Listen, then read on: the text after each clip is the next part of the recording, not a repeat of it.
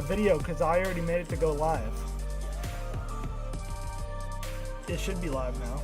But we're not like live. We're not live. Oh, they can hear me. Hold on, let me move my...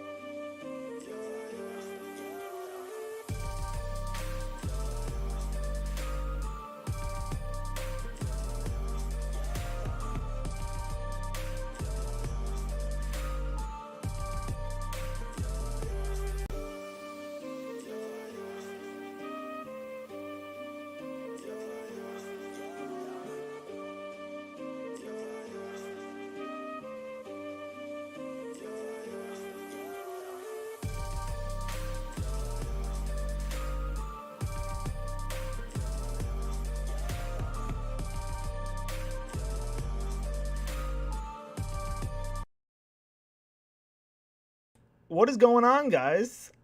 It is Heel Turns and High Spots here, bringing you guys another episode. This is our AEW Dynamite review from April 6th, 2022.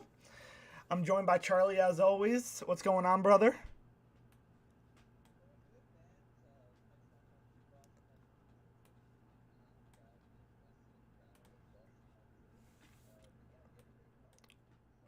Oh, I know. Phenomenal card. Tony Khan called it a pay-per-view caliber card. We'll talk about if it lived up to our expectations to that or not, but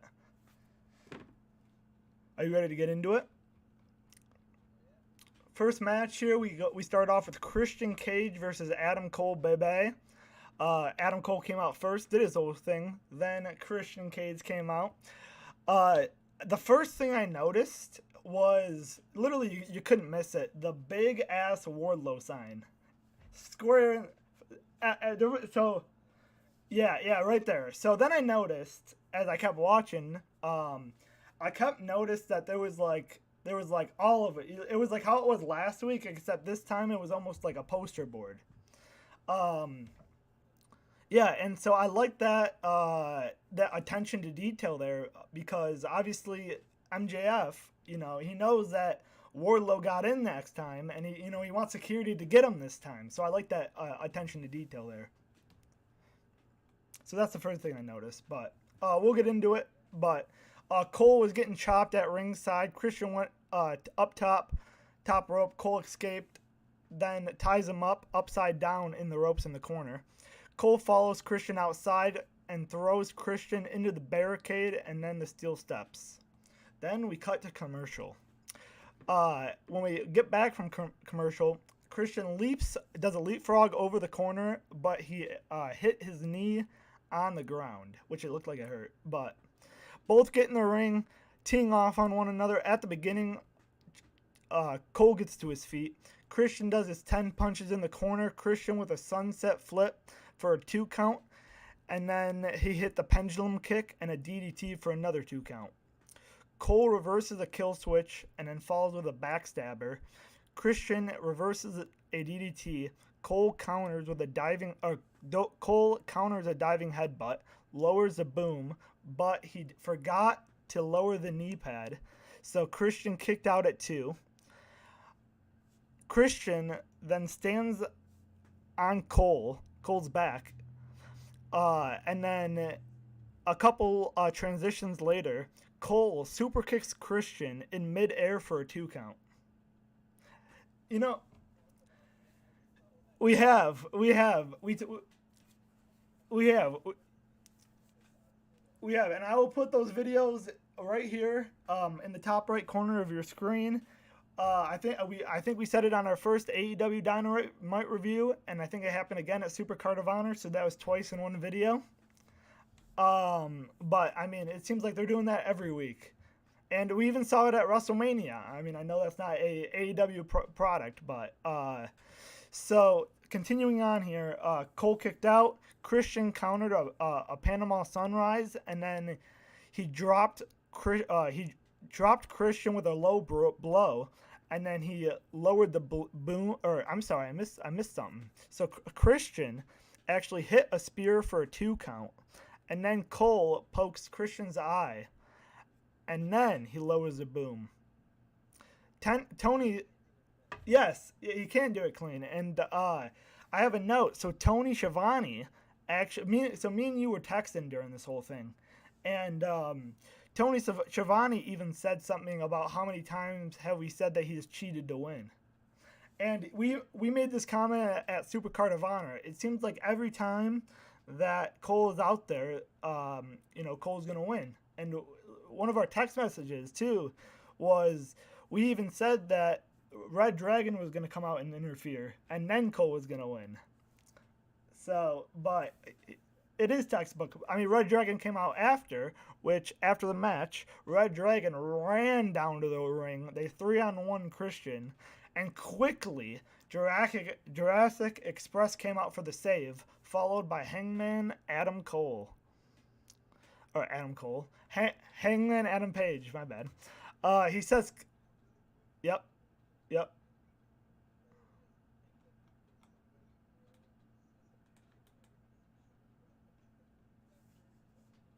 Yeah. Yeah, I mean, reality though, I think that I mean, really, they're just sitting back, they're talking to one another.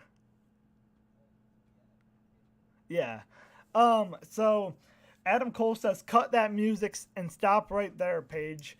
I'm not fighting you until you put that AEW World Heavyweight Championship on the line. I just beat a legend." Hangman Adam Page says, "So you want a title match with Hangman, or a title rematch with Hangman? Hey, you look at me when I'm talking to you." He got in Adam Cole's face, and then he said, "I guess after last week, you realize you just can't steal a championship, so you want another title shot. Fine, I'll give you that, and I'll let it serve as your punishment. I believe Rampage is in Texas next week, so a match that you think you want so bad won't be a normal match. It won't be on your terms. Next week, I will defend this championship in a Texas death match." And I feel the same way as me, but the look that Adam Cole. Oh, so I think that you feel the same way as me here, Charlie. But the thing that I want to go over here is I don't know if you noticed, but the look that Adam Cole gave Adam Hangman Page, it was the same look that Adam Hangman Page gave Lance Archer with their Texas Death Match, like a oh shit, like a scared look, and and then I will say he goes on here. He says they stare down, and then and then Page finishes with, "You got a week. If I were you, I'd get my affairs in order." And so my two cents in here is Cole knows it's going to be a no disqualification match. He also knows he is going to have Red Dragon there. So if you were Adam Cole, why would you be a concern? You're already confident that you could beat Adam Page in a normal match. Now you got the undisputed elite with you. Why would that make you nervous? If anything, that should improve your confidence, not lower it.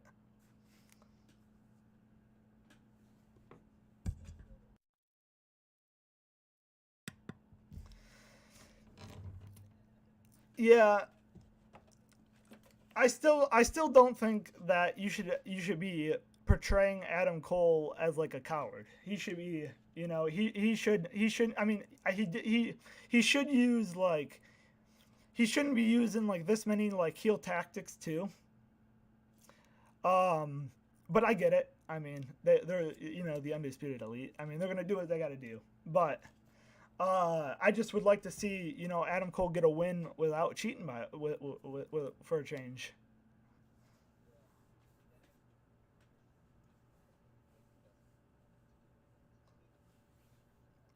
Yeah, yeah, for real. Yeah,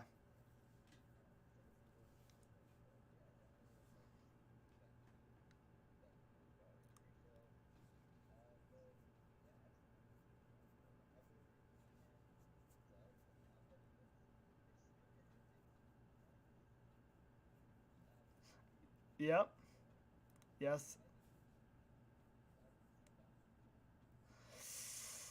I don't know about that one.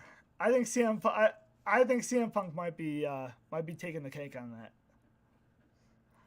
But overall, I'm gonna rate this match a 7 out of 10. Pretty good. Let's kick off to Dynamite. What would you give it? Okay, so we're about the same.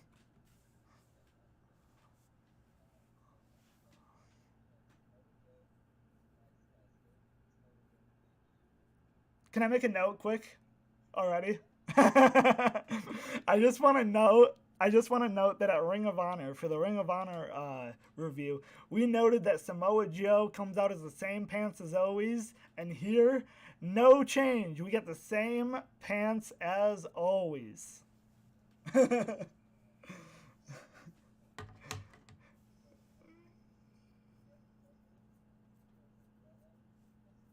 No, last night I think it was green.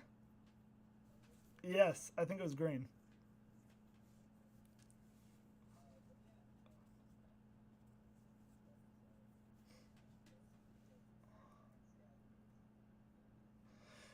Did you?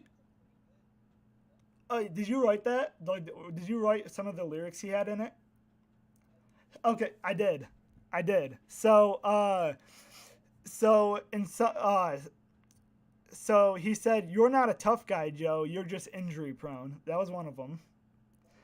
Um, and then the next one, which was this one was a killer. He said, "When we beat them, he was their champ." Meaning, when AEW beat NXT in the ratings, Samoa Joe is their champion. And Joe just yes. Um, NXT only beat him like once.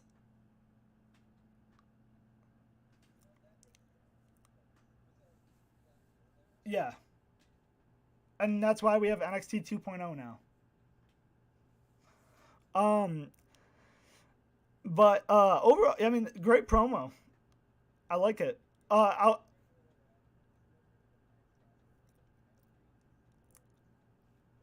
It is, and this was a big thing on social media during the last night or during the show last night, and I was entertained by it, and it also seems Samoa Joe was pretty entertained by it too. He was. No, the match until the match. Yeah. Joe is gonna kill you. Joe is gonna. Yeah, the whole time.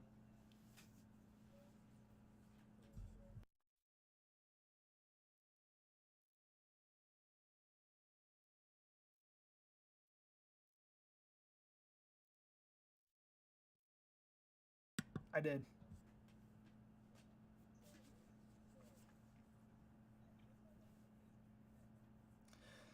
The dance? No. I don't know. I don't know. I I took it as he was just taunting Max Caster, honestly. Yeah.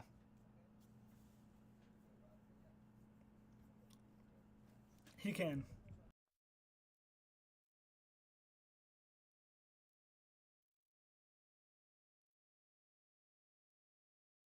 You mean the thing where he jumps over the top rope, you know?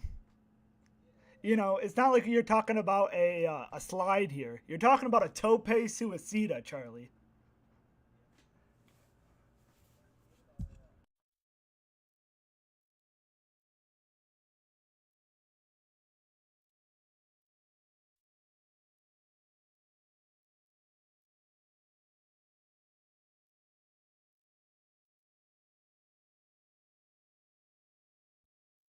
So I don't know if you know this, but an interesting fact. Did you know that? So like, I don't think Samoa Joe has been able. Or actually, I know Samoa Joe has not been able to do the muscle buster, since doing it to Tyson Kidd. Yeah, I mean, so what happened is, if you guys don't know the story, you could find videos of it on YouTube. But basically, Samoa Joe went to go do a muscle buster, and he accidentally dropped Tyson Kidd on his head. So WWE banned the move, but I mean, it's great to see him using it again. And I know already that the social media is going to go bonkers over it. But at the end of the day, it's called an accident for a reason. I mean, Samoa Joe, just, I mean, obviously didn't mean to do it. I mean, it was a freak accident. So, um, you just got to trust that Samoa Joe, which, I mean, I trust Samoa Joe. I know Samoa Joe, he's been in the ring for a lot of years. So Samoa Joe definitely know what he's doing in that ring. So I personally have no concerns with it. But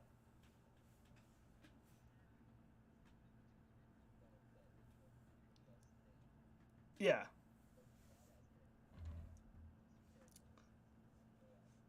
he is. He's a nice man. I've heard him in interviews. He's a pretty nice guy. Yeah, it is. Just like the curb stomp. Just like the curb stomp.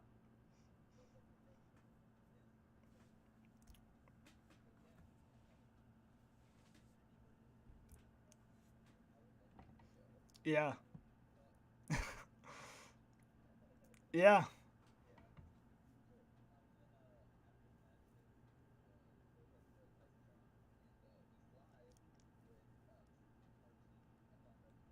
Truth Martini.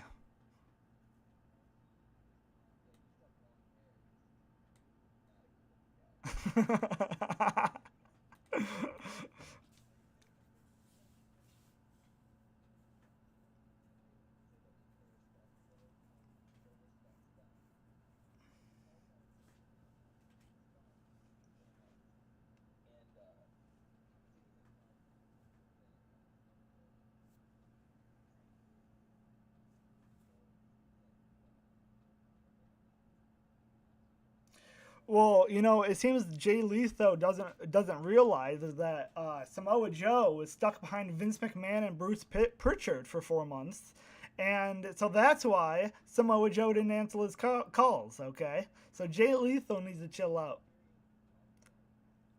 I think he just said that I think so. It's literally been 4 months, I think, since Joe's got released. So it's probably this one. But I'm just saying for the fact that I was just saying it as a joke that Samoa Joe was obviously dealing with Bruce Pritchard and Vince McMahon, so he couldn't answer Jay Lethal's call. Yeah. No. Yeah. Well, do you know who Tommaso Ciampa is, right? So obviously he has that gray beard, and they made him color it because they don't want anyone looking older. Sports entertainment. So next up, we got the Blackpool Combat Club. We get it's announced that Brian Danielson versus Trent Beretta is going to happen on Rampage this week. Wheeler or William Regal said that Wheeler has impressed me, and he impressed Brian, but he has to impress the hardest one of all, Moxley.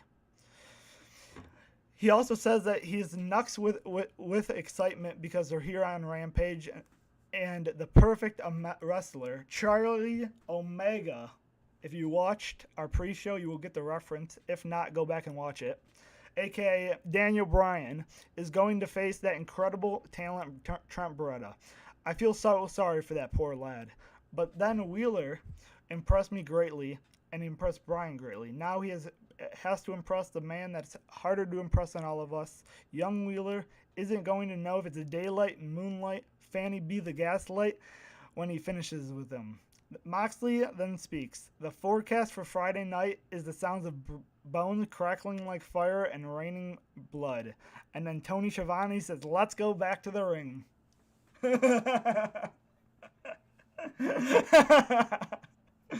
uh, Great promo. I love what they're doing. As you can see, I have the American Dragon shirt on right now. They're just doing amazing things. I can't wait till Wheeler Yuta's actually in the club. Obviously, it sounds like after his match with Bryan, it seems like he's going to go over in that match. Maybe not win that match, but kind of like Danielson. He's going to do kind of like Danielson, and then he will be in that club. Ooh.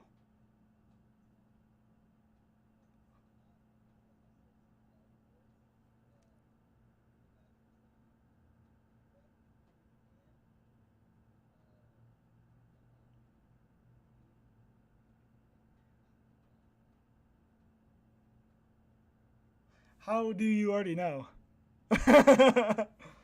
Oh, oh, that's right. It was on Rampage. It already happened. Wow.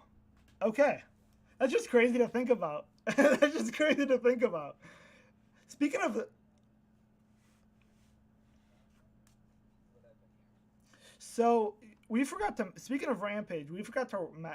One thing I forgot to mention during the Adam Cole Hangman segment is how do you feel that the championship is getting defended on Rampage?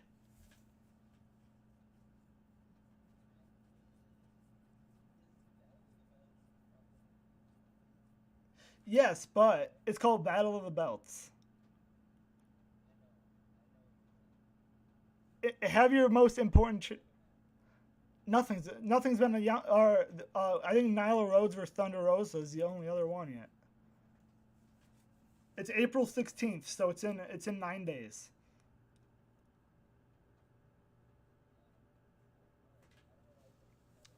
It doesn't make sense. Put it on either Rampage is literally the worst place to put it besides Dark. Like, yeah, yeah, yeah, and they already like you said, it's already crowded enough. I mean, you already stack it with 4 matches already. Why put a championship match on that? I think personally that they need to really move to kind of three matches only on that 1 hour, because they have that slogan. It's the fastest hour in wrestling. It's we don't want fast wrestling. We want a good story. Is all we care about. We just want good pro wrestling.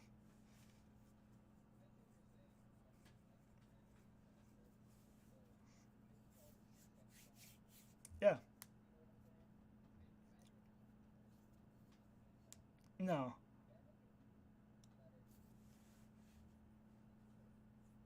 Yeah. Yeah.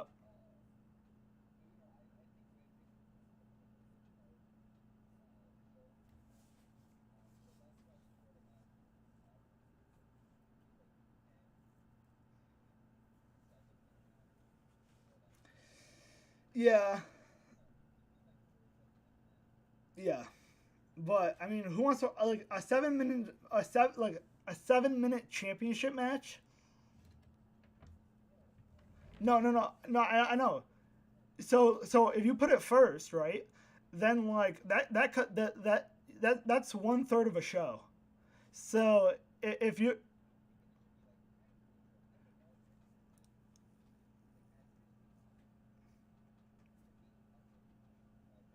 I agree, and we'll talk about it when we get to FTR and Young Bucks. But I mean, like even that, I wish that would have went another 20 minutes. But oh boy, that's a problem. What happened? Aussie says he can't hear you. Me? Yeah. Oh boy.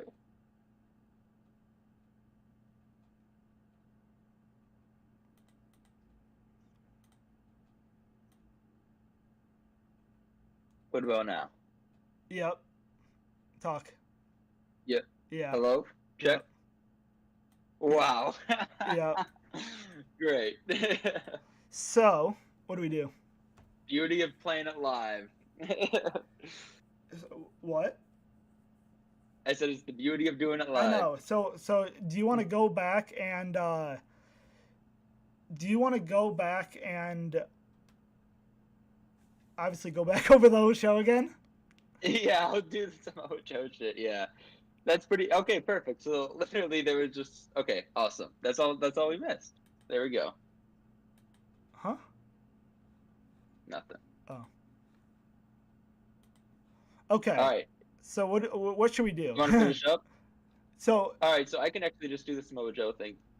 okay. But can we get confirmation that Austin can hear me? Yeah. Uh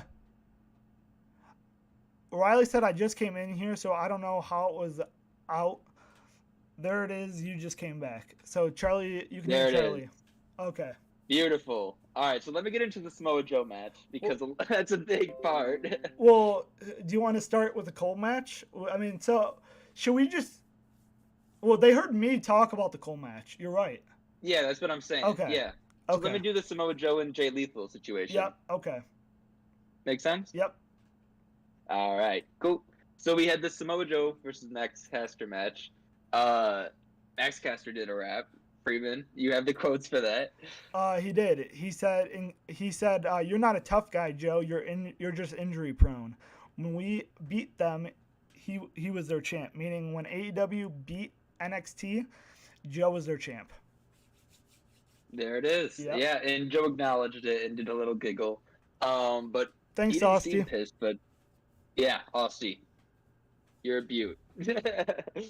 uh, So yeah, Joe has control and throws Max Caster into both corners on either side and hits him with strikes and chops, hard chops. And Max Caster eventually rolls out of the ring and lets the match breathe a little bit. This whole match maybe went 2-3 minutes, so this is the only breathing point in the match. But yeah, then Samoa Joe hits Max Caster with a tope suicida. Tope suicida. Let Yep, me a say that tope again. suicida. And Max Caster, or I'm sorry, Samoa Joe gets Max Caster back in the ring. And Caster tries to get something started, but Samoa Joe just eats all the strikes that he gets handed to him. And Samoa Joe hits him with the body block and then puts him on the top rope, hits him with the muscle buster. 1, 2, 3. Great match. It was a squash match. We both said it was going to be a squash match, so you love to hear it. Yeah, look at this. We're savants. Poor Max Caster, though. I Poor swear. Max Caster. He's been getting squashed like every other Dynamite Yeah. for like the past 2 months. Yep. But yeah, then after the match, Jay Lethal's on the old Titantron, and he says that he respects. Oh, he's with what is it? Truth. We're new to Truth Martini, are we not, Freeman? We are. Yeah, we are. Our first time really dealing with him was on Friday for Supercard of Honor. Yeah. So yeah, he's with Jay Lethal's with Truth Martini, and he says that they respect him more than Joe respects them. I think that saying that like Joe doesn't really care about Jay Lethal, but Jay Lethal thinks the world of Samoa Joe, if that makes sense. I mean, I think that in a way, like Jay Lethal should care about Samoa Joe more than Samoa Joe cares about Jay Lethal because Joe mentored him. It wasn't the other way around. So why should Joe like what does Joe have to give back to Lethal? Nothing. He already did. He mentored him. It's it's what Jay Lethal should be the one that thinks highly of Joe. Yeah, for sure. So yeah, he calls out Joe for not answering his phone for 4 months, and we assume that that's the 4 months that in between Joe gets released from WWE, which included the 90 days that he couldn't talk to anybody, right? Yep. After the Ring of Honor post-scrum, he said he was talking with Tony Khan, and he basically said that like soon after his contract was up, Tony like contacted him, basically. Yeah. Which I don't think is legal, but that's okay. Oh, his contract was up. Yeah. So you can. Yeah. You can. Excuse me. But yeah, Jay Lethal says that Samoa Joe only answers his phone for billionaires and calls him the Samoan gold digger. She take my money. Yeah, and I'm sure Samoa Joe is top 5 most paid wrestler in AEW right now. Yeah. I didn't know that he's been wrestling since 1999. Yeah, he's been wrestling for a minute. I knew that going back to like WWE, because obviously when I first watched him, I watched him in NXT. So I still haven't watched any of his like Impact stuff even. Yeah, I remember I watched Impact. I don't even remember what time it was in WWE, but I remember I seriously did have an Impact phase. And I remember Samoa Joe was just a beast. Yeah. Yeah. And I remember looking up old Impact clips of like Samoa Joe, Suicide. You know who Suicide is? Yeah. You know who Suicide is, right? I do. Suicide's a beast, bro. And back then, AJ Styles, just like, that was back when the ring had 6 corners to it. Yeah. Yeah, love that ring. So dangerous, but I love that ring. Anyways, and then Jay Lethal says that he's going to present Samoa Joe with a present next week. And I really hope the present is a match, because that would be a present to us. Yes. The fan base. Yeah, not to Samoa. No. But Samoa would kill Jay Lethal. Yeah, oh, yeah. Yeah, 100%. Yeah. And a quick, hopefully, like 7-minute match, 8-minute match. I want to know like what the card's going to be when we go. Bro, what if they meet in like the finals of the Owen Hart Foundation. We don't even know who's going to tournament, be in this. They could put like Daniel Bryan, maybe. CM Punk. Are you going to put John Moxley in it? Are you going to put we don't know. Yeah, I don't know. I don't know. I don't even know how many people are going to be. Dude, Tony Khan is probably like foaming at the mouth because he just doesn't know what to do right now. Yeah. The only problem with tournaments is only one person gets put over. That's not true. Well, there's only one winner. There is only one winner, but if a good tournament should put multiple people over. Well, yeah, it will put multiple people over inevitably. Yeah. But what I'm saying is, like, everybody except for one person is going to have to lay down for a 3 count or tap out. Yeah. You're right. And that can create problems when you put too many superstars. I mean superstars in the literal sense, not in the WWE sense. Yes. Because, like, if you put Mox and Joe, and you throw Mox in there, Mox, Joe, and Brian, right? Yep. 2 of those people are going to have to lose. Which one? How are you going to pick? You pick Samoa Joe to win that. You think so? I think Samoa Joe's winning this tournament, to be honest with you. Who's going to stop Joe? I don't know. I don't know how powerful TK is going to make him, Yeah, I mean, I think he's going to be one powerful dude. He'll have to face, like, somebody like... Wardlow. Yeah. Yeah, that would be a fucking match. That would be a great match. Yeah. But yeah, so we got to the Blackpool Combat Club stuff. I heard that. Oh, so we're on the Sean Dean match right now. Perfect. For Sean Spears. This is mine. Yep. Sean Spears was sitting in his chair on the ramp until his music hits. MJF walks out on commentary again. So to me, I kind of realized at this moment that this segment was just going to be the same thing as we saw last week. Yeah.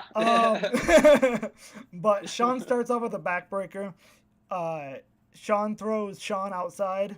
Cole points out the Wardlow. Oh, yeah. Sean Spears points out the Wardlow signs and then wipes his boot on it. Spears hits a neck breaker. Then you see security staff laid out backstage. Then like bodies, bro. Bodies. And Wardlow killed someone is basically what happened. Wardlow, in fact, murdered someone.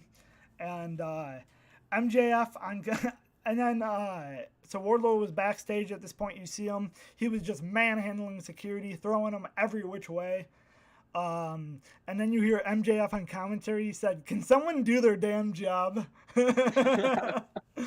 And then Sean Dean rolls up Spears in the ring. As that's happening, you see Wardlow in the crowd. And then security finally holds Wardlow back, preventing him to get into the ringside area. And all Wardlow's doing is just smiling at MJ because he screwed up he made Sean Spears lose. MJF walks down to the ring and Spears was pissed at MJF. I'm feeling a little Pinnacle breakup here. No. I feel like, actually that's really funny you say that. Because I actually noticed this Dynamite in particular how close it seems that Sean Spears and MJF are. So we have completely different outlooks on that. Just how it goes sometimes. No. I don't necessarily think that Sean Spears is leaving the Pinnacle. I more or less think FTR is just going to leave the Pinnacle. So I see what you're saying. So it's only going to be Sean Spears and MJF. Yes. Which, did you notice Sean Spears' entrance? Just all black? No, like his entrance. His entrance was dope. Not really, no. No, dude, you gotta go back and look at it, man. That entrance was sick. I will go but yeah, that's Sean Dean's second win over a member of the Pinnacle.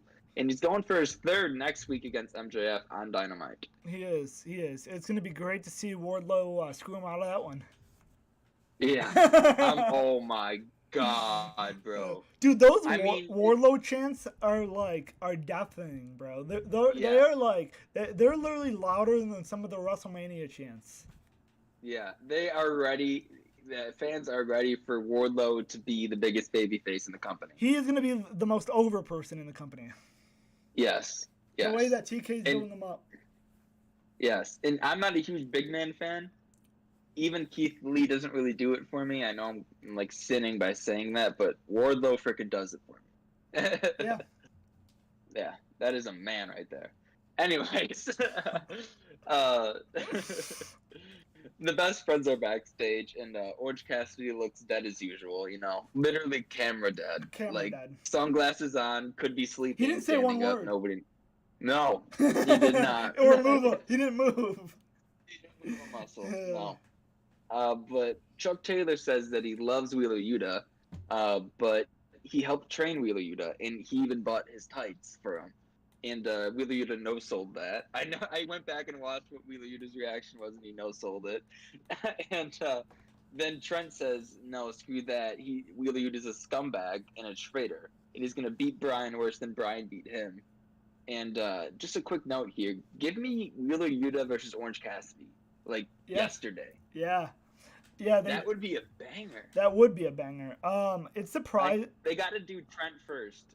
They got to do Yuta versus Trent first. That'll be a fine match, but Orange Cassidy versus Wheeler Yuta will be a banger. It will. I will say though about the promo, I just thought it was funny that Trent Beretta was like talking about kicking Bryan's ass, but I know that when Bryan goes out there, he's gonna kick Trent's ass. Yeah, yeah.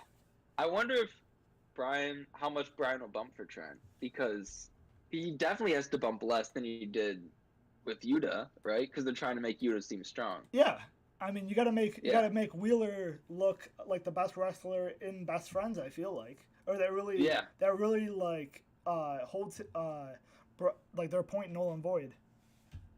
If Bryan goes out and beats Trent in like 4 minutes, could you imagine? That'd be dope as hell, bro. That'd be like, Yuta, how the hell did you last 15 with this dude? Yeah. I couldn't last 4, bro. Yeah. That would be dope. I would love that. But yeah, after that segment, we get Eddie Kingston and Santana and Ortiz backstage, and they're beating the shit out of the Jericho Appreciation Society. They were brawling. They were going hard. People getting thrown into doors, and TVs were being thrown. Until Jake Hager, it's Jake, right? Jake Hager? Yeah. Yeah, Jake Hager, who's in a getaway car, picks them up, and they all drive off, and they're off Dynamite for the night. And then cuts to commercial, and then Eddie Kingston and friends are back in the ring. They're in the ring, and they're ready to cut a promo. Eddie Kingston says Jericho is KOW, which means that it's on site, no matter if he's with his kids or his wife. On site. And so is everybody else in the Jericho Appreciation Society. I love this part of the promo because it was just funny. He's like, Jericho, on site. Daniel Garcia, on site. Daniel Garcia, I know where you live, bro. Yeah. You think I'm not going to come and kick your ass? That was hilarious, dude. Quality promo. Yeah, man. Eddie Kingston is the IWC's ace. Prove me otherwise. Oh, yeah. Yeah, he 100% is. Yeah. So, yeah, like you said, he sits on site with everybody. And he says, and this is the one-liner of the promo, he says that he's going to kick his ass like Junkyard Dog. Yep. And I think he said, didn't he say something about a butchery, too? I must have missed that one. Yeah, I thought he said. I thought he said he was like, we're gonna beat your ass like a junkyard dog into something, and I thought that word was butchery, but I could be wrong there. Oh, that makes sense. Oh, that makes sense because there it is. So yeah, after that we got the Jade Cargill promo. Yes. Oh, before we get into the Jade Cargill promo, that brawl was short and sweet. Perfect. That's all you need. We don't need one of those Jericho. Yep. 10-minute brawls. No. We don't need that in our life. And we were just talking about this before we went live. We think that it's kind of weird that you would pay people to just show up and only drive a getaway car, really. But you know, really it just goes back to AEW being, story driven, and they're just trying to, make a good story for us. Yep. Yep. You know what's funny? If AEW does the story better, and WWE is known as the story company, what is WWE better at AEW then? Because WWE is not a story company. They're definitely not a wrestling company. They're a sports entertainment company. Oh, there it is.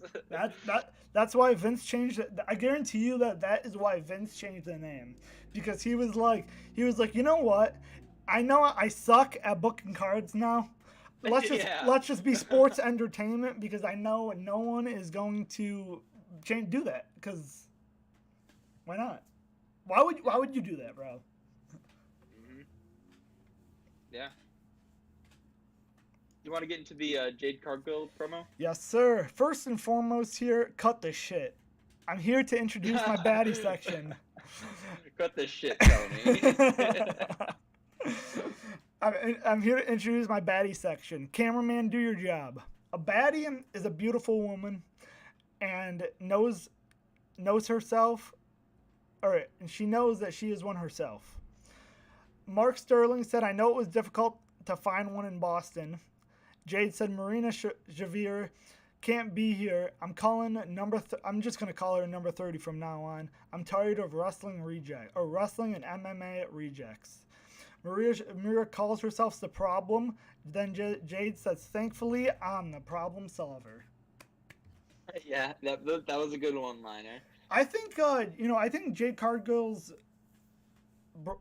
team, being trained by Bryan Danielson, is definitely helping Jade in and out of the ring, with promos, and yeah, it's great to see Jade just improving, but right before our eyes. I know, I love Jade, man. I wasn't, it's so insane because 7 months ago, I wasn't so hot on her. No, you know what I mean? It feels like yesterday we were just shitting on her for winning it over Ruby Soho. Yeah, literally. And now we're like, yeah, Jade Cargill, TBS. Yeah, you don't have to take a pinfall for another year. No, yeah. Yeah, I love Jade. Jade's wonderful, and she's young, well, young-ish. You know what I mean? But she's just getting started. She's gonna get even better. Yeah. And I cannot wait to see who she pins in her upcoming years. I hope. I think we see. I think Jade kind of pulling at these wrestling rejects. I think we see Athena here in the next couple of weeks. Okay, well, was she? Who? Ember Moon. No, I mean, was she like an MMA person? Oh, no, she was in NXT and in WWE. Got you. I see what you're saying. Yeah, she was good. She was good. Dope. Yeah. So, anybody? We need more. I think we need some more heels in the old women's division. We do. We do. She's kind of more of a face, but I mean, we definitely can. She definitely could play a heel, I feel like. Just quick. This has nothing to do with Dynamite, but kind of on the subject. Where's Ruby Soho? Where is Ruby Soho? On Dark, right? DK, where's Ruby Soho? I think Ruby Soho has been on Dark a lot. I haven't been watching Dark, but I think Ruby Soho has been on Dark a lot. Yeah, we need to see her on TV. Get her off YouTube. She's too good for that. Ruby Soho in general came in here, and we were made to feel like Ruby Soho was going to be this important figure inside AEW, and we really haven't seen that. No, you're 100% right. The pop that she got, I thought she was the next biggest babyface. Yeah, I mean, I feel like the last time I feel like I actually saw her was her match with Britt Baker. It's definitely she definitely appeared before then, I know, but in like a tag match or something. But yeah, she's getting wins on Dark. I'm sure. She's definitely not losing on Dark. But yeah, I'm surprised they don't have anything for her right now. Or maybe they just don't have. Yeah, they just don't have anything for her right now. Just weird. But yeah, next up was MJF and Shawn Spears backstage with, I believe it was Shivani, was it not? It was. It was, yeah. And Shawn Spears is pissed the fuck off at MJF, and MJF tells him to calm down, and Shawn Spears does calm down. See, that was the friendship kind of thing I was talking about. I truly believe they're tight. Like, you know what I mean? I They're in do. it for the long Yeah. haul together. Oh Hmm. yeah. Yeah. Um. So MJF says that he's gonna have twice as much security and twice as much pain next week, and he says that it's going to be MJF versus Captain Sean Dean. Yep. So maybe Sean Dean can get his third win on the Pinnacle. I really want him to. That would be amazing. So I believe we were talking about this earlier. I think this. I think next week we'll see Wardlow come out again. Obviously, screw MJF out of the win. Yeah. Uh, and then It seems like an actual possibility, doesn't yeah, it? it does. But I mean, dude, I just cannot wait until the match. Bro, listen. That's what makes MJF such a good heel. He knows that we want Sean Spears to win. So what the fuck is he gonna do? He's gonna take that away from us, bro. You know. Oh man. Uh, Such a good heel. Such a good heel. Yeah. So next up, we got the Hardys versus Butcher and Blade in a tables match. So, But Freeman, I have a question for you. what's your question? What was the stipulation of this match? You know, Charlie. So I really don't have an answer for you because Yeah. on the graphic, correct me if I'm wrong. On the graphic, it said that this was a tables match. They did. Yeah. A tables match means that when one person goes through a table, the match is over. Does it Yep. not? No, that's exactly what a tables match means. And that's yes. not what we saw today. No, and not just one time. We were bamboozled We were bamboozled. twice in this match. I would argue 3 times almost. Okay, I think we should get into it because we have a lot to We do. discuss with this one. So the match starts out. It's like Butcher and Blade come out first, and they immediately go under the ring and they whip out a table, and then they break off the table pieces. So when the Hardys came out, they immediately took it to the Hardys, and they were whipping them with like the table pieces. Hardy's double DDT to the Butcher. Hardy then puts him on a table. Jeff climbs up the top rope. Blade trips Jeff Hardy down, hits a neck breaker on Matt. Jeff Hardy got driven through the table by the team, but the table did not break. But a leg broke. And Jeff Hardy, so this was Texas Tornado style rules, meaning that Jeff Hardy... Which they didn't announce. Meaning Jeff Hardy got eliminated. The match still went on.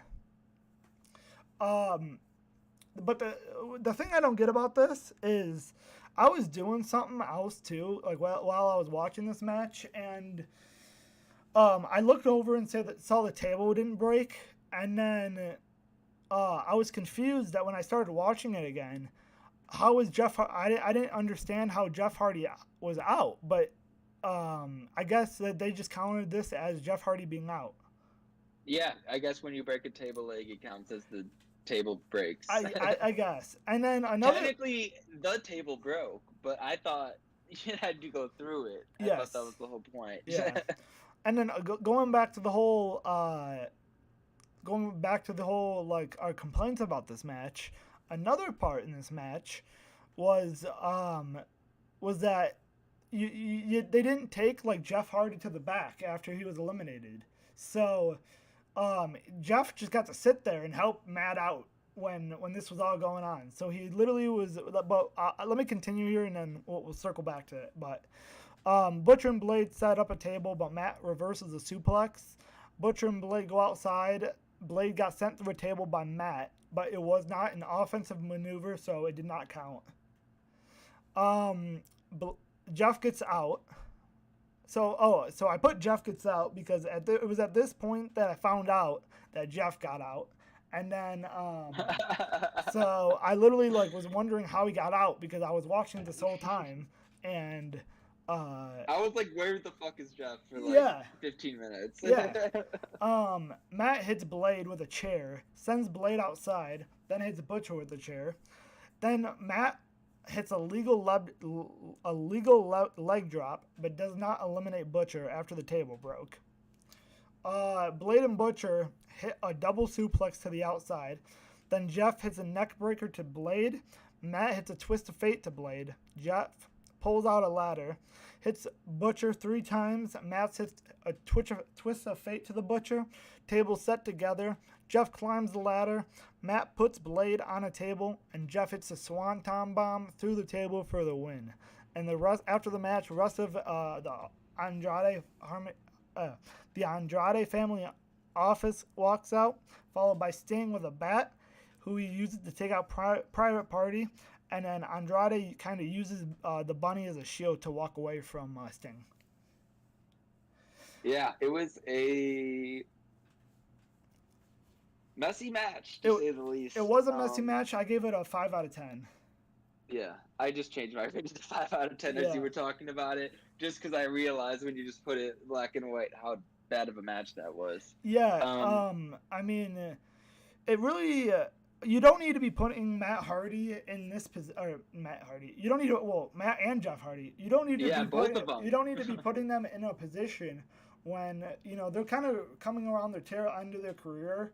And I feel like they really should be focused more on the championship rather than like tables and ladder matches. Yes, they're doing the Greatest Hits tour. If this is going to be a short little run for them, they need to start going after some top opponents, and they need to start. The only way that if they're going to do this and they want to do it right, they have to win matches just by like a little bit. Like 3 or 4 times, and then you get to the championship match, and then you lose. Yep. Do a classic babyface, almost got it, come up story. You know what I mean? And that'll be their farewell tour. But what we don't need is Matt Hardy having to go 2-on-1 with the Butcher and the Blade on the outside with ladders and tables, taking German suplexes. You know what I mean? That's what we do not need. And this whole match, I have so much to say on this. I'll just leave it to you. What? Well, you can spit it out. All right. So from the get-go, there's no way to do this correctly. We have Hardys as the baby faces, and we have Butcher and the Blade as the heels, right? The reason that we get Jeff out first is so that Matt Hardy can do the babyface comeback, right? Yeah. So you just have Jeff sitting there on the outside, milking this injury for 10 minutes, doing nothing until Matt Hardy eliminates Butcher. I believe it was Butcher first. Then he starts getting involved once Butcher starts getting involved. So there's no good way what was he doing? Just laying there watching Matt Hardy get his shit kicked in? He moved the table. He couldn't stop the double German suplex. He moved the table. I'm sorry, that's not a German suplex. That's a regular suplex. Do you know what spot I'm talking about? Yes. Yep. Matt Hardy was on the outside. Yep. He couldn't stop it, but he could just move the table. Dude, are you serious? Yeah. Help your brother. Yeah. I mean, I kind of touched on it as I was reading it. I don't get how. I just don't get why this match happened and why it was a Texas Tornado match. I don't get why like the table broke but people weren't getting out. Like, yeah. I mean, it just doesn't make sense. And then when the table doesn't break, people are. Yeah, this was just this was just a big cluster. Yeah, not a good match. Not a good match. They could have just moved on from the Butcher and the Blade. We don't need this feud. We don't. If we're already resulting to tables in this feud, they don't need to be in this feud. I want Andrade and Darby again, to be honest with you. Yeah, give us that. That's fine. That's just sitting there. Yeah. And they already had their big match. You know what I mean? The 4-on-4. Yeah. So what's left? No. What's left? There's nothing left. And Andrade just beat Darby. Yep. There's nothing left. Move on. Yeah. So next up, after that, really brought the mood down. Because usually we're sitting here praising AEW. It feels crappy, but, we have to be true to ourselves. We do got to be true. Criticize it when they deserve it. Yep. And I feel like this is just Tony Khan fantasy booking here. But I don't know. You know, I'll just move on. you know, you know, too bad you weren't with me on Monday because you would have heard me shit on Monday Night Raw. Yeah, And I mean, at least we're not shitting on AEW. We like AEW, um, and but I mean, we do gotta, like Charlie said, we do gotta be truth to both sides of the product here. yeah, definitely. And this was not needed, No. and took away from all the other. All, dude, it took time away from FTR Young Bucks. Yeah. FTR Young Bucks could have just swallowed all that entire match, and nobody would have questioned anything. It could have been an extra hour. Like I think that match definitely could have went an extra. That match should have went a hot hour and went the time limit draw. Yeah, there was no fuck shit that happened No. either. You know what I mean? Yeah. That was clean as day. Clean as day. Yeah. Um. So then we get Yeah. to Julia Hart versus Hikaru Shida. Yeah. Yeah. Hikaru Shida. Shida. Yep. So we have. Oh, am I doing this or Oh, you? sorry. You got it. You got it. You got it. So the first thing you notice here is when Julia Hart comes out, she has no emotion in her entrance. Like literally, she just acted like she just did not want to be there. She looked like it looked like somebody just told her mom died. Yeah. Um, Yeah. but Julia kicked to back before match. Oh, Julia, before the match started, kicked Shida's back before the match starts, and then she chokes her with her coat in the ring for a 4 count, tells the Varsity Blondes to go to the back. Shida then pushes Julia on the ropes, hits a couple big knee shots. Shida then does a drop kick off the chair. Then Julia Hart does an aggressive ground and pound. Shida then takes it to Julia Hart, hits a running knee strike, and then a suplex. Julia evades a knee, suplexes Hart for a 2 count. Julia then was gouging the eyes, puts Shida in a headlock, kick out at 2. Julia Hart gets hit from a Tamahashi and then a Falcon's Arrow for a 3 count. Serena Deeb then walks out from behind with a chair. She had the chair in hand. Shida had the kendo stick. Deeb then walks out of the ring. Did not want to take that fight. Then I would like to have Hart win here. I would have liked to have Hart win maybe by like cheating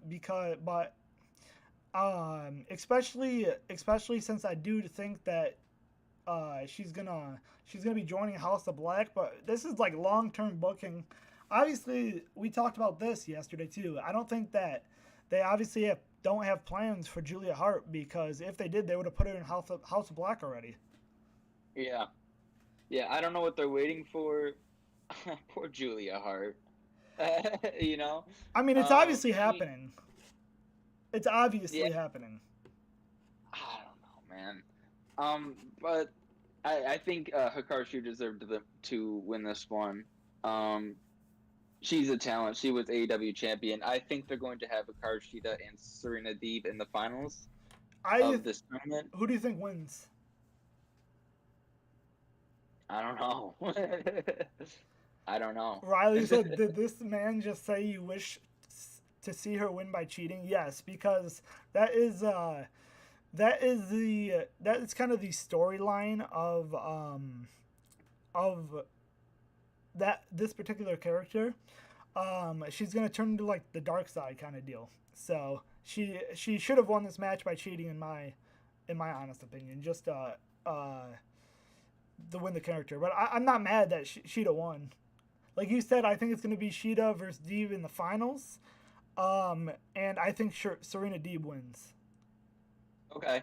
Yeah, I'll say I think Shida wins then. I actually do think Shida will win, because she's the one coming off of an injury. You know, that's an advantage. But yeah, Riley, when heels win by cheating, it's just storied. It develops their character. You know what I mean? So yes, we wanted more from Julia Hart character-wise, so that's why we want her to win by cheating. Yep. Just so we get more of the story. If that makes sense. But yeah. What would we got next? We FTR versus the Young have Bucks. Oh no, I'm sorry. The Swerve backstage promo. yeah. Do you want me to get it? I can get Yeah. it. All right. So yeah, Swerve Strickland says he was at the Grammys in his for Donda. I think he said Kanye West's album. Yep. Um, yeah, I don't know if he was on the album or if he was friends with somebody who was on the album, but he was at the Grammys. That's I cool. wouldn't be surprised if he was on the album. He's a pretty talented Yeah, rapper. yeah, he is talented. So yeah, he's cutting his shtick, and then as the commentator announcer guy, what's the actual title for that? The commentator announcer guy. You know the guy who holds the microphone backstage. I would just say a backstage promo. I don't know. Just like I don't know. Just like Renee Young. Yeah, like what is her title? I don't know. Just I really I would call it as like a backstage. I don't know. Just a backstage employee. I don't know. All right, so the unnamed backstage employee, because I don't know his name, gets told to give Swerve some space because he's got some things to do. As Team Taz jumps him, but then Keith Lee, Team Taz, that's Ricky Starks and Will Hobbs. But then Keith Lee comes in and helps, and Lee throws Will Hobbs through a door, and we see a silhouette of Keith Lee looking big as fuck. It was almost like the that who's the guy? Oh, Big Bam Bigelow from WCW. It was that almost like Okay. that. You know what clip I'm talking about? Yes, So I do. it was almost like, to me, it almost looked like exact from that. So Yes, I frame loved for it. frame. I loved it. Mm-hmm. Yeah, it was definitely a callback to that. But yeah, now we got the main event. What everybody's here for. FTR versus the Young Bucks. You know, Straight up, this was a 10. What's that? you know what I very enjoyed before this match? The Ring of What's Honor that? or Ring of Honor a ring announcer calling this. Yes, that was a nice touch for sure. But yeah, I'm just right off the bat. This was a 10 out of 10 match. Before we even talk about it, like this stole the show. This was a great tag team match, and it would get more acclaimed if it was not in the same week as FTR versus the Briscoes. I found out the name. What's the name? Obviously, we get our information here on Wikipedia. So according to Wikipedia, it says that Renee Paquette served as a commentator, presenter, and an interviewer. So it has to be an interviewer. Okay. It has to be an interviewer. So shout out Renee Young. We miss you. I heard she has a podcast now. That's She cool. does. It's good too. It's I don't even know what it's called. I would shout you out, Renee, but I don't know what your podcast is called. I think your channel though is Renee Paquette still, but yeah, Renee is the best. She like interviews a bunch of wrestlers and stuff from AEW. So. Mm-hmm. Yeah, I remember that was like prime my WWE time was when Renee Young was around. All right, but I'm gonna get into the match. Let's stop talking about Renee Young. So it starts out with some early grappling as Cash Wheeler gets a beautiful amateur takedown on Matt Jackson. Cash steals Matt headband and does the Young Bucks taunt, which was funny. And as this was all going on, JR is really putting over these tag teams. He's really making this seem like a big deal. You know? Did you notice that? Yeah, I did. And you do like to see it because, I mean, I think FTR is just on this incredible face run right now. And it's just I just love FTR. They're such an old school tag team, and it just makes me think that I'm watching like the late 90s. It does. Yeah. Like some AWA shit. Yeah. But yeah, so Matt tags in Nick and Cash tags in Dax, and they're doing some quick grappling, and then both illegal men get into the ring and they start to brawl, and then the FTR puts the Young Bucks into sharpshooters, both of them. And quick note, the referee is not counting this entire time. Nope. You gotta sometimes you gotta let them fight. Yeah, you gotta let the big matches go. We talked about that at the Super Card of Honor We did. situation. Um, but yeah, just make it a big match thing. Don't make it a habit. I like when referees count and actually follow the rules. But yeah, just moving on. We got Nick Jackson got a really creative tag on him. Oh, by the way, they got at the sharpshooters by raking their eyes. Both Young Yes. Bucks Yep. simultaneously. This Yep. happened. Both tag team members Did of both teams were doing this. did you I might have missed this, but did you talk about how there was a moment when the Young Bucks, like, so Nick, like, one of them, I kept getting them mixed up with in this match, but so one of them was in the ring, and then the other one like joined the ring, but the ref was like looking at FTR, and I think Yes. Matt went like clapped like as a tag. Yeah. So that was coming up. Oh, That's literally okay, my next okay, note. Yeah. So Nick Jackson tagged him in himself while the referee wasn't looking, and Matt Jackson was on the floor, and that was just a great, like, these are tag team veterans. yeah, This whole match was just over and over. I guess there's two ways to make tag team wrestling look realistic, and that's by cutting off the ring, and that's by using the illegal men properly. yeah, And the way you use illegal men properly is you don't just have them sitting on the apron the whole time. If their tag team partner is getting shit on, you have 5 seconds to go break it up. yeah, Go break it up, bro. Yeah, you can do it. And we yeah. saw the teams utilizing the illegal man properly, Yep, which I just love to see. And it's again what we saw with FTR and the Briscoes. it is. Um, so yeah, let me just find my point again. Yep. So Nick Jackson with the creative tag on himself, and Cash tries to fight out of it, but gets shut down by the Young Bucks cutting off the ring, and then Dax Harwood gets super kicked just before Cash makes a hot tag on him, and that's using the illegal men properly. The one illegal man realized that the other illegal man was about to get tagged in for a hot tag, so he shut it down. Um, Dax, and then Cash hits a few comeback moves and tags in Dax for the hot tag. And then after a bunch of pin attempts from both Matt Jackson and Dax Harwood nails a pile driver for a 2 count. And then both men outside intervene to a standstill. And FTR tries to hit an avalanche suplex and then looks for a leap frog splash. I'm sorry, I don't know where I got leap from.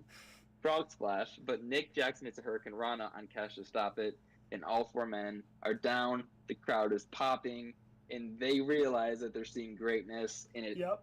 the only shame is that it didn't get enough time, but nonetheless, we'll get to that. The Bucks have control and hit tag team moves on Cash with quick tags, and Cash gets a false finish after a backpack slam as a comeback move. I think it was called a backpack slam. Did you get any better name for that move? Brainbuster. Kinda, yeah. I guess it was a brain buster. But yeah, then the big rig was countered after the comeback move by Young Bucks distracting the ref and then low blowing, and then hitting their own big rig on FTR for a 2 count. And then after the 2 count, they hit more bang for your buck, which is an old move. I guess I didn't know, but the commentators really put it over as an old classic move, and that was another 2 count. Then Nick Jackson grabs the belt and causes commotion. And then for great two false finishes with roll ups for FTR. I think it was Dax in the ring at that time. Um, and then there were super kicks by the Young Bucks to Dax. That was not the legal man at that time. Once again, Did you using see? that perfectly. Did you see that 450 splash in the moonsault press? I don't think. Wait, what? Okay, go for it. So it was right after the Bucks counter the FTR's big rig and then low blow. Cash hit the big rig on Matt, but he kicked out at 2. And then I forget, one of the Bucks hit a 450 splash, and then the other one hit a moonsault press. But and then, Oh yes, that was more bang for your buck. oh, okay, Yeah, that's what that move is called. gotcha. Yeah.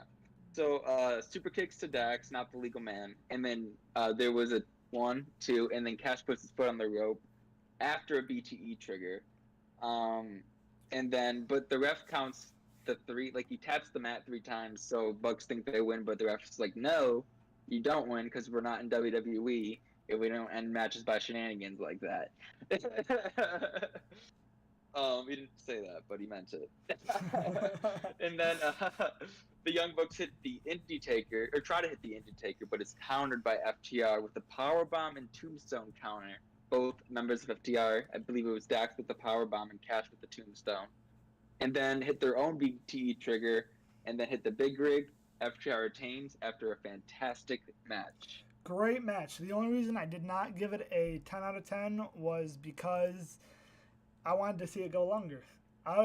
Before the match even started, JR made a comment saying we'll stay with it until it was live, and I was prepared to sit there for the next hour and watch that. Yeah, I was ready for it, and I wish it would have gone first to give it more time, but it is what it is. Agreed. Sometimes you just have to put the title match as the main event. And plus, that nobody would have been able to follow this, you know? Yeah. Yeah. That's probably a good reason why it's the main event, because nobody would have been able to follow it. You're right, but somebody did follow it because Rampage. That's a good point. Hopefully it was Mox and Yuta. Yeah. Yeah. Yeah, so what was your match of the night? My match of the night was definitely FTR vs. Bucks. Yep, the last 2 times I've asked you that question, it's been FTR, and once again, all four, me, you, it's been FTR. I'm not breaking that streak. Nope. FTR versus Young Bucks, match of the night. Yeah, and we talked about this yesterday in the pre-show. FTR has a new shirt on Pro Wrestling Tees that says like 6 stars, and so it's like all their like 6-star. It's like all their 5-star matches, with like, and it says like all their dates on them. So I just thought that was pretty cool. I'm checking this out right now. Yeah. Pro Wrestling Tees. What was your favorite promo of the night? My favorite promo was the Jay Lethal and what was that guy's name? Something Margarita. Yeah, Truth Martini. Oh. Close. Yeah, that was the promo of the night. There wasn't really any stellar promos. The Mox, his one-liner about the forecast being the sound of bones breaking and raining blood, that was good. It was just I would have liked some more from Mox. I like that whole promo, to be honest with you. The whole the Blackpool Combat Club. Okay, is that your promo of the night? No, you, I'm gonna have to go with the first. What do you call it? The Cole and Hangman Adam Page. Okay, yeah, definitely setting up that Texas Death Match. Yep. And Cole looking like a little scared punk. Yeah. Love to see it. Yeah. What was your overall Dynamite rating for the show? Overall, let's see if I put a rating at the bottom here. I did not. Overall, I'm gonna give this Dynamite I'm gonna go a 6 out of 10. Really? Actually, that's kind of low. I take that back. That is extremely low. That is extremely low. Looking here, I am gonna go. Let's see. I got a 6. I got a 7. I'm gonna go an 8. Yes, I got want an 8.5. Yep. Definitely definitely wasn't a 10, but no, definitely wasn't a pay-per-view caliber either. No. No, it wasn't. No. But Tony Khan likes to hype it up. Really hype us up. Yeah. Yep. And he's a promoter. That's what his job is. It is. That it is. Yeah. So thank you guys so much for watching. If you guys are not following us on Twitter, I don't know why you guys aren't. It is right there at the bottom of your screen. Follow my YouTube channel, Prodigy Freebird, and we will see you guys on Saturday for our next show. Yeah. We're going to be talking some Rampage, actually, brother, we got Battle of the Belts on Saturday, don't we? Not this Saturday, next Saturday. Not this Saturday? Next Saturday. Okay, never mind then. Very well. Yep. So, yeah, we will see you Saturday. We will see them Saturday, and until then, stay safe out there, guys, and we'll see you next time. Yep, treat each other with respect. Treat each other with respect, and smash that like button, smash that subscribe button, and we'll see you guys in the next stream. Peace out.